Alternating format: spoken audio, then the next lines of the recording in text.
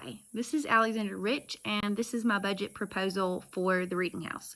So what is the Reading House? The Reading House is an idea that I came up with for an elementary school. It would be a clubhouse-like structure that would exist in a library, an elementary library. So behind it would be a mural of a forest. And then you would have a porch-like structure that would be created by the dads or guardians or men in the community, male teachers, I guess women could do it too, but anybody that could like hammer a nail, they would create this structure. And then everybody could paint it, the kids, the women, whatever, it would be stained. And then I was thinking underneath it, anybody that built it and participated in it could sign it. And then behind it would be some bookcases from the library. Just put those behind it. And then it would have like garden lights and some donated furniture. And it would just be this really cool thing, right, in the library. But why would you want to create that? And why would that make children want to learn, right? So a while back, I read an article called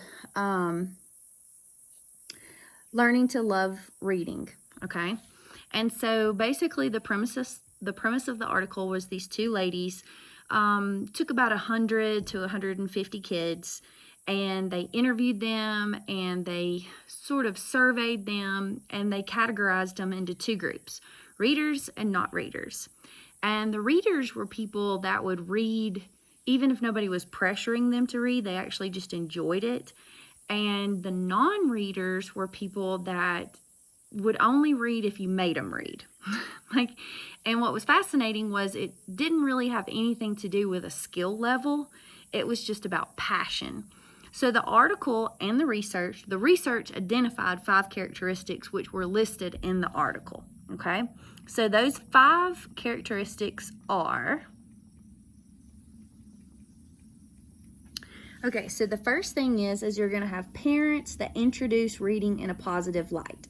The second thing is you're going to have ample books of interest that are supplied. And this is particularly important at the middle school level because that's when kids really start having to read a lot for school but don't really feel like they have extra time to read for fun. So that's a key thing. You got to definitely provide those books at that age.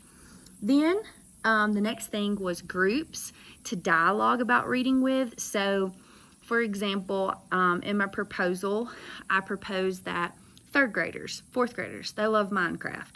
So you could have, within a classroom, you could have like a group of kids that were Minecrafters, and they could bring magazines or books or anything about that thing that they loved and break into groups like a couple of times a week and discuss the things that they were learning in their reading. And by discussing reading, it makes it more of a pleasure because you have someone to share it with. The next thing was positive experiences outside of the class.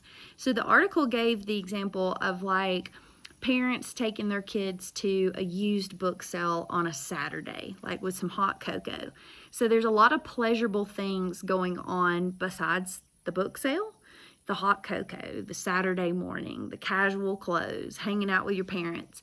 And so because all of those other pleasurable experiences are sort of sandwiched around reading, it makes us think that reading is something enjoyable, and it teaches children that reading is something enjoyable. So what the school could do on that is like on a Saturday morning, maybe during fall when it's real pretty, they could have, hot cocoa, and everybody could bring their books. And this would be really good at an elementary school because a lot of times, I know with my daughter, we had like millions of books and we had read them a couple of times and then we were kind of over them. So you could like swap books, okay? And then the last thing that was one of the key factors was teachers that modeled a passion for reading. And the article talked about how the kids could tell if teachers like to read because they would have books like laying around the classroom, they would share about like, oh, I recently read this and it was so fascinating. So the other thing that you would do is you would have groups within the school of teachers that were reading short reads like this, like How to Make Kids Love Reading.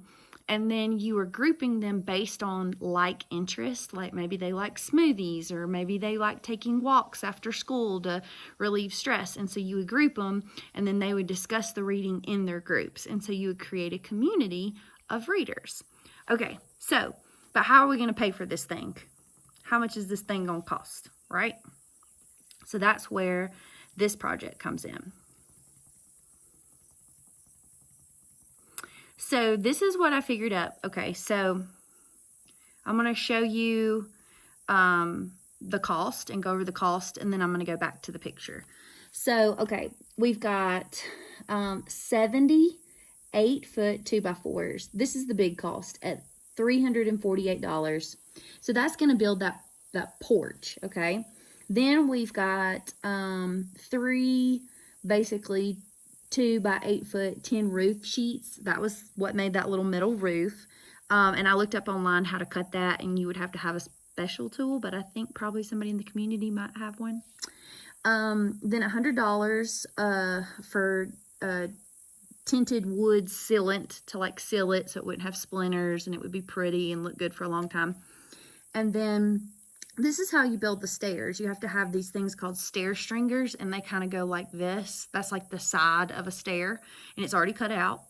And then, of course, you have to have boards for the stair, like the actual part that your foot steps on.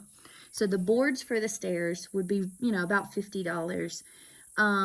Then you want to go ahead and get the string lights, because, it's not going to be fun unless it's got the lights on it. So that's about $30 for string lights. Got to get the lava lamp. So $25 for the lava lamp. And then $15 for some smaller Christmas lights.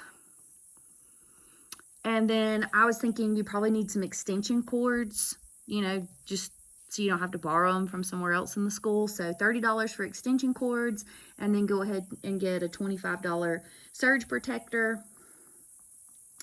About $60 for the mural.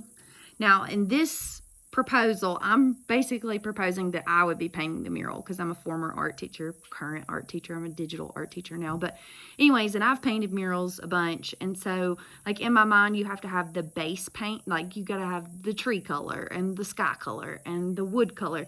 But then you might use some of your personal artist paints to kind of, put in some details or whatever. And then the existing library books would be existing library bookshelves would be behind the structure.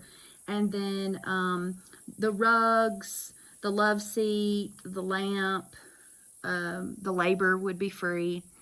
And I think it is kind of important to have the furniture donated. So the grand total would be $821. And then I'm going to go back up here to talk about, how the Reading House ties in to that article.